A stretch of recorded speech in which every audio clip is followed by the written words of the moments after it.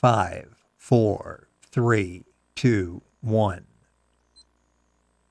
Welcome back, everybody. This Week in America, website thisweekinamerica.us. Back with us on the program, Dr. Allan Hedberg. He's a clinical psychologist of over 45 years who maintains a private practice in Fresno, California. He received his doctorate from Queen's University in Canada. Dr. Hedberg is a founding principal of Avante Health and Avante Behavioral Health, serving private companies and governmental agencies in California. He's an active in professional affairs, held offices in several professional organizations, including president of the California Psychological Association. He's in demand nationally for workshops and speaking engagements dealing with topics such as addiction problems, marriage and family enrichment, the aging brain, depression, living a healthy lifestyle, and others. Dr. Hedberg has published over 100 papers, has written 8 books, working on number 9, and he's back with us on This Week in America to talk about his newest book, Jonathan Edwards, A Life Well Lived. Dr. Hedberg, welcome back to the program. Great to have you with us once again. Thank you. Thank you very much. Nice to be with you again. That's good. Thank you. I always look forward to having you here, and we're talking about the new book. It's in pre-publication phase right now. It's called Jonathan Edwards, A Life Well Lived. It's published by Westbow Publishing, and information, we'll mention this throughout the program, and you'll find it at our website, westbowpublishing.com, for information on the book. And looking at some of the information I've had before the publication of the book, this is a fascinating individual. Tell us about Jonathan Edwards, a little biography and when he lived, because I'm reading this and it's like this guy really understands modern society, and he lived in the 1700s. Talk about who Jonathan Edwards is. Well, we're talking here on a time frame of 1703 to 1758. So kind of that first half of the 1700s. And we have a man here who has a history of brilliance in many, many different fields of life. He was obviously a theologian and obviously a pastor. He was pastor for most of his life, became a missionary towards the end of his life, and then became the president of Princeton University just before he died, and died a very tragic death. But, here's a man who has written and who has produced publications. We have something like 1,200 books this guy's written. I've written 8. He's written 1,200. And we have a man who is kind of referred to as the most brilliant thinker in America, most brilliant man that America has ever produced as far as a intellect is concerned. The Hollister History of Connecticut said this about him, the most gifted man in the 18th century, perhaps the most profound thinker in the world.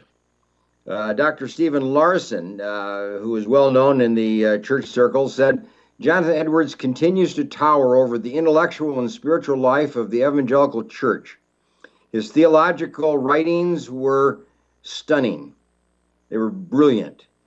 His pastoral ministry was fruitful, and his Christian walk was exemplary.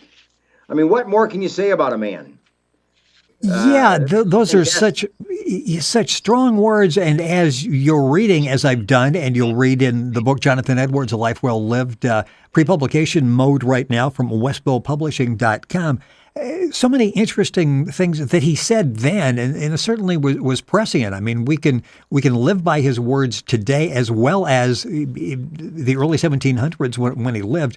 Why are you, as a psychologist, motivated by what Jonathan Edwards had to say? Why were you interested? That's an interesting question. A lot of people have asked me that. Here's the point. Psychology draws from a lot of different fields as we come to understand human behavior and be able to predict human behavior and kind of change it as appropriate. So we obviously draw from philosophy. We obviously draw from history. We draw from the church, from theology, from the various fields of science. But psychology also contributes to many different fields of endeavor and thought and study. We make great contributions to science of all kinds. We make contributions to theology, make contributions to the church, to human behavior in many, many different situations. That's why I'm interested, because I'm interested in that interchange of learning and contributing, giving psychology away, so to speak. But, on the other hand, here's a man who was great. He was profound. He produced 1,400 descendants that all participated in a leadership role in the founding of America. They were lawyers, they were judges, they were in health teachers, they were theologians, they were missionaries, they were in fields of medicine, professors of universities, of seminaries, on down the line. I mean, he produced 1,400 descendants right down to today that are extraordinary in their leadership, and we've benefited from all. So I'm interested as a psychologist is how could that happen? How could one family produce a multitude of generations of leaders that the world has benefited from? So that's why I studied him and wanted to know more about him and learn about him, and I'm still doing it. It's still a study that's ongoing. And I'm sure there's still books and articles that he's written that you'll need to get to at some point. With so many to go through, it could be a lifetime goal. At Trinity Evangelical Divinity School in Chicago, there's a center for Jonathan Edwards, and they have a huge library. I took a week and went there and read. I read like 10 books on Jonathan Edwards, wrote a paper, and interacted with students who studied Jonathan Edwards there. Yale University has a center for Jonathan Edwards. So it's the same thing. They have a center, they have a library, they have professors, they have classes on Jonathan Edwards. So I took a week and I went there and studied Jonathan Edwards. I studied in great depth with other students of Jonathan Edwards. Then I took a trip. I went to his birthplace. I went to the churches that he served. I went to his university. I went where he died. I lived his whole life for a whole week as I traveled throughout Connecticut and Massachusetts. So I came to know him in a lot of different kind of ways and got to know people that know him also and study him and are students of his. And there's an intellectual process that kind of goes on, but it's a personal growth process as well. With us on This Week in America, our guest once again is Dr. Allan Hedberg. His website is authorallanhedberg.com. Allan, A-L-L-A-N. You can link on directly to his website by going to our website, thisweekinamerica.us. Talking about the new book, pre-publication, we're talking about in the program today, Jonathan Edwards, A Life Well Lived.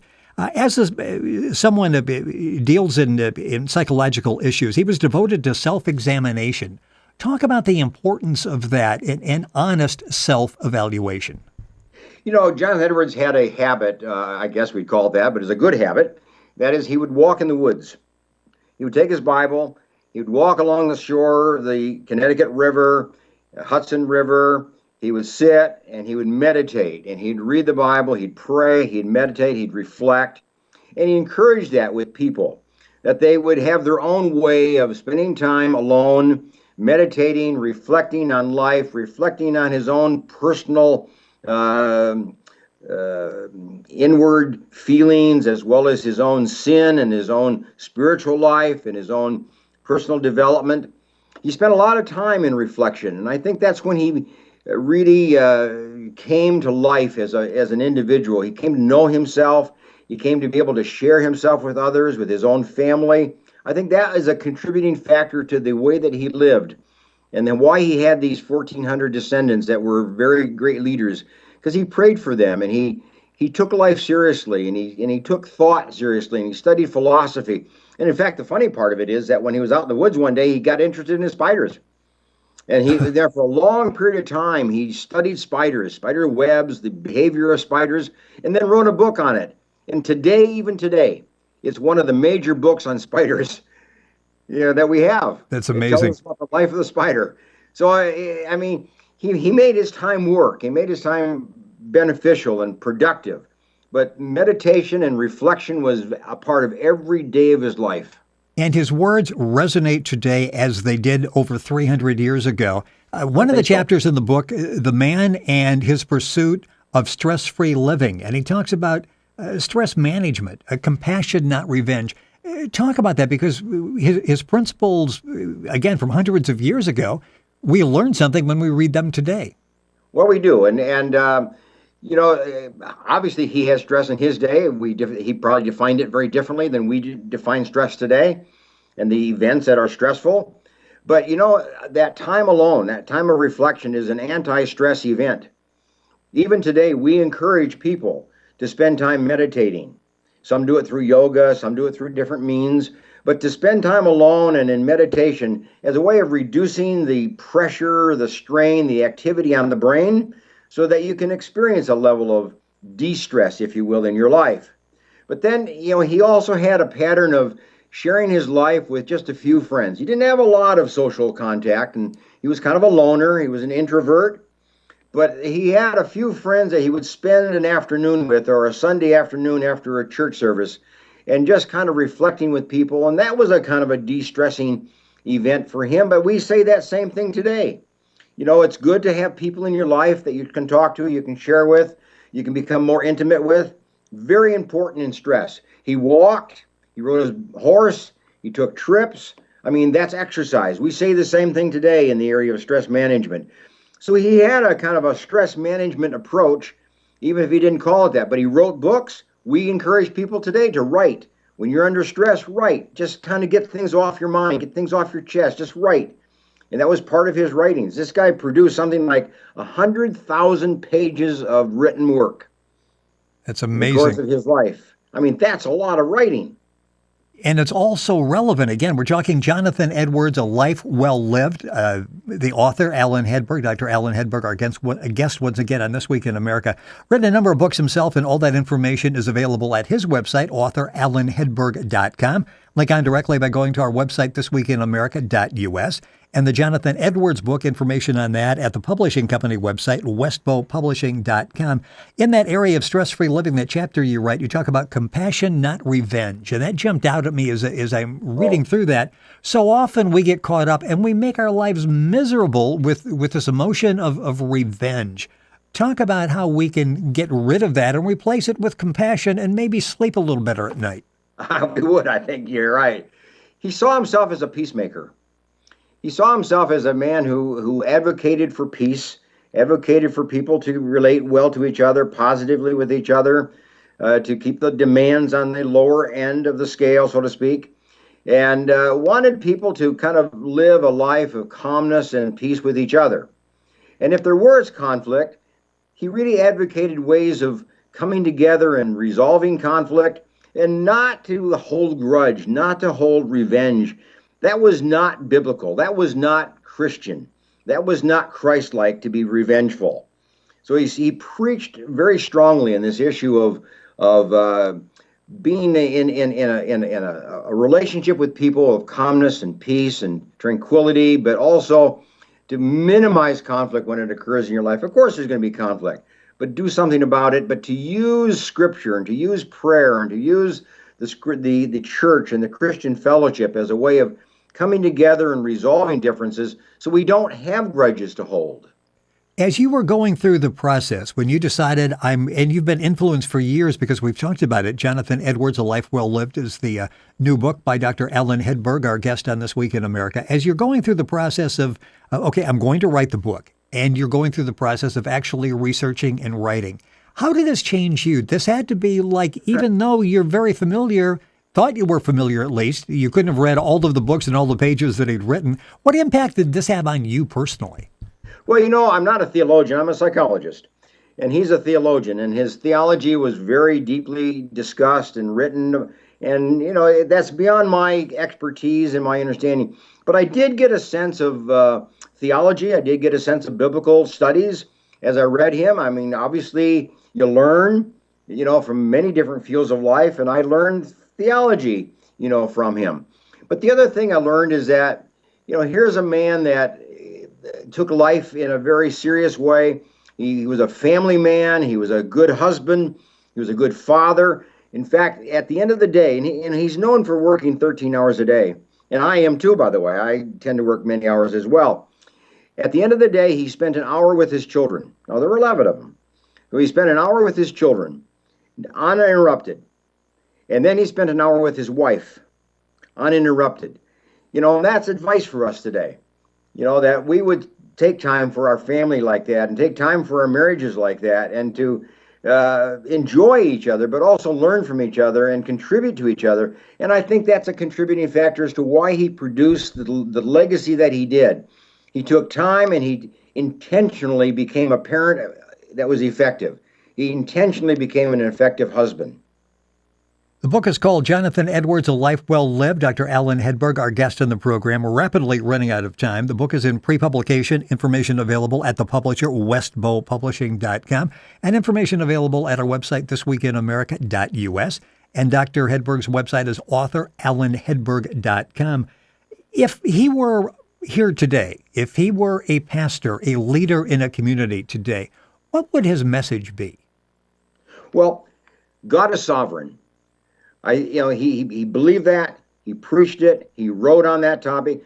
God is in control. God is sovereign of all that's taking place in the world today, all that's taking place in the world ahead of us.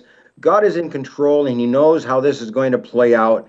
God is sovereign. That'd be one point that he'd want us to understand. But he also knew that, God was the embodiment of grace. God was the gift of grace. God was the gift of kindness, of love, and of caring, and of feeling. And he would want us to know that. He'd also want us to live a Christian life. That is, to be kind to each other, to be gentle with each other, to walk humbly, to be a just person in the life of each other, and to shed and to share a just life so that we all benefit, from that. But he'd want us to know the person of God and God's own sovereignty. That would be extremely important for him, and he did in those days preach that. What was his lifespan again? You mentioned early 1700s? 1703 to 1758. So he was a young man when he died. The smallpox vaccine was just being addressed, and the vaccine was just coming out, and he was encouraged to take it, took the vaccine, had secondary effects, and died as a result of the vaccine. Kind of choked up and couldn't breathe and died. And he had just become president of Princeton University, about a month before that. It is a fascinating book. It's called Jonathan Edwards, A Life Well Lived, written by Dr. Allan Hedberg, our guest on This Week in America. It's published by westbowpublishing.com. You can get all the information there. Information on the other books written by Dr. Hedberg available at his website, authorallanhedberg.com. And, of course, you can link on to our website, thisweekinamerica.us, and get all that information. Dr. Hedberg, always interesting having you on the program. An excellent job on the book. There is so much there for everybody. Thank you for being with us on the show once again. Look forward to having you back for book number 9. Thank you. I will do so. And I'm glad that people can be introduced to this man, Jonathan Edwards. I mean, this is somebody that we all need to read. I always say this: find somebody in history and read him. Become an expert. Study him and learn from him. That's a personal goal that we all should have next year. I don't know who your favorite is, but we all should have one. Well, I think Jonathan Edwards will go to the top of the list. It's an excellent book. So much great information in there for your life. Jonathan Edwards, A Life Well Lived. Once again, the book available, information at westbowpublishing.com. Dr. Allan Hedberg, our guest on today's program, This Week in America. All the information on Dr. Hedberg available at our website, thisweekinamerica.us.